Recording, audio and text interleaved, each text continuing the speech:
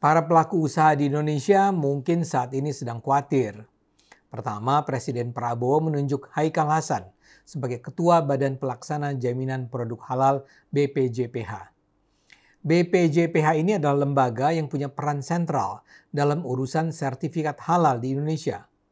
Urusan sertifikat halal ini sendiri selama ini sudah jadi masalah besar yang membebani ekonomi Indonesia. Apalagi sekarang dipimpin Haikal yang kurang populer di mata pengusaha. Haikal ini memang dikenal pendukung Prabowo sejak lama, tapi dia juga dianggap dekat dengan kelompok-kelompok Islam garis keras seperti 212, Rizik Syihab, dan kawan-kawan.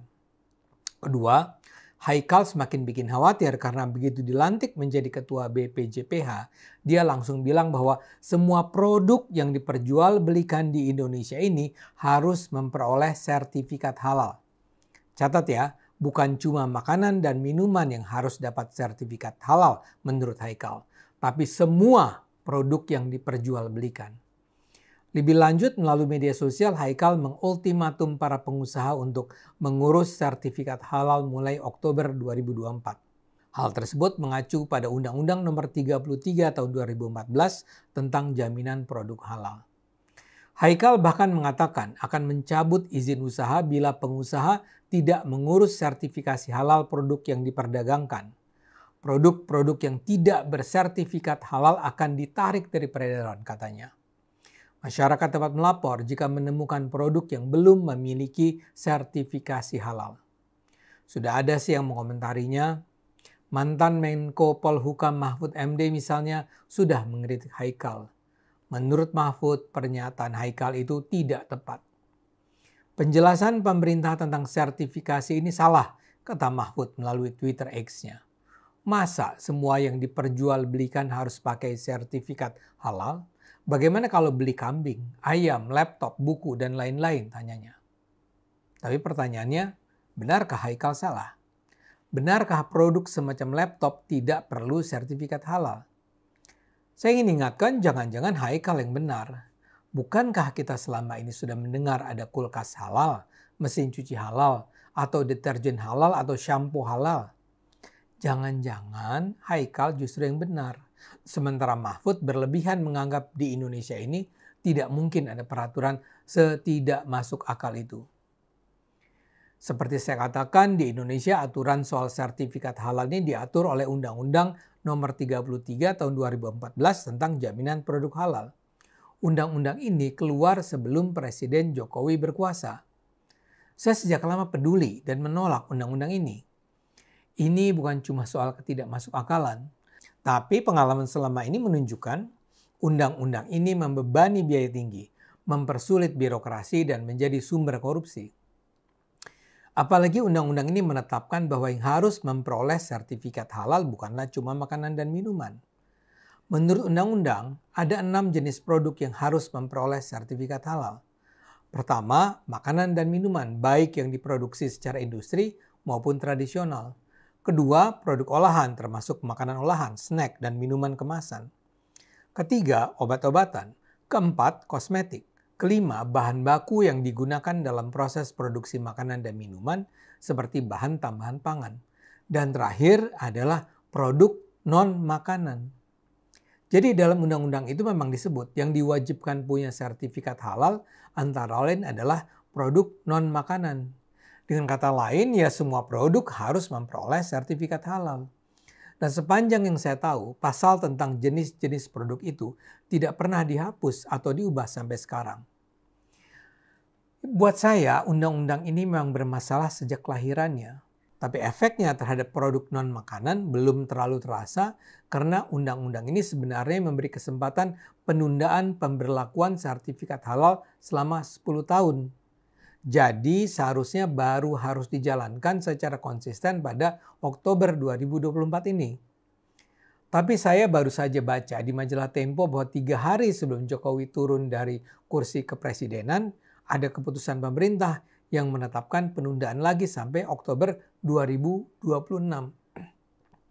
Jadi sekarang masih ada waktu 2 tahun sebelum akhirnya semua pengusaha harus mengurus sertifikat halal produk-produknya. Tapi ini tentu tak perlu membuat kita santai-santai saja. Tak ada data pasti tentang biaya untuk memperoleh sertifikat halal. Tapi Tempo menulis biaya pembuatan sertifikat halal per produk di kalangan industri menengah sampai besar adalah sekitar 5 juta rupiah sampai 12,5 juta rupiah per jenis produk. Ini tentu menjadi sumber pendapatan yang tidak kecil bagi pemerintah, tapi jadi beban biaya produksi bagi para pengusaha. Menurut saya ketentuan sertifikasi halal ini sendiri mengada-ada. Saya beri contoh lain. Untuk memperoleh sertifikat halal yang dinilai bukan hanya produknya, tapi semua tahapan prosesnya. Pemeriksaan kehalalan tersebut dilakukan oleh LPH atau Lembaga Pemeriksa Halal. Yang diperiksa bukan hanya end product, tapi juga proses pengolahannya, sistem penyembelihannya, lokasi produknya, peralatan, ruang produksi penyimpanannya, serta pendistribusian dan penyajian produknya.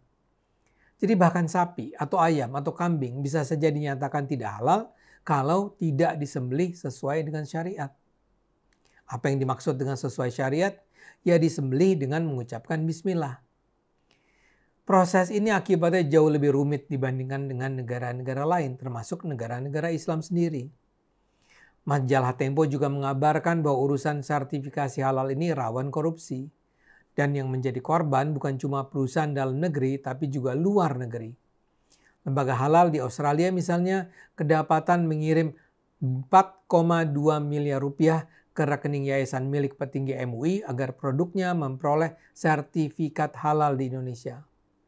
Lantas ada pula laporan tentang perusahaan pemohon izin label halal di Australia yang dimintai uang saku untuk 7 perwakilan MUI yang datang meninjau lokasi masing-masing sekitar 3,1 juta rupiah per hari.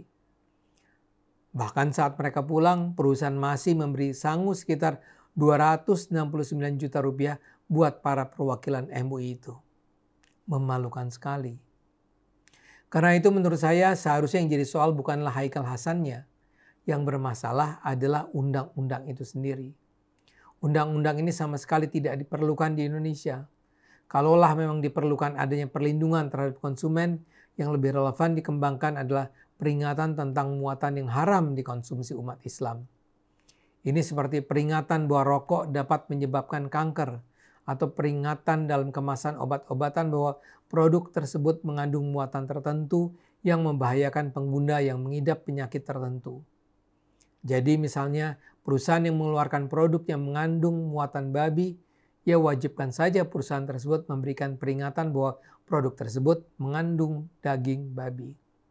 Kalau sebuah perusahaan memproduksi nugget ayam misalnya, ya mengapa juga mereka harus menjelaskan bahwa makanan mereka halal.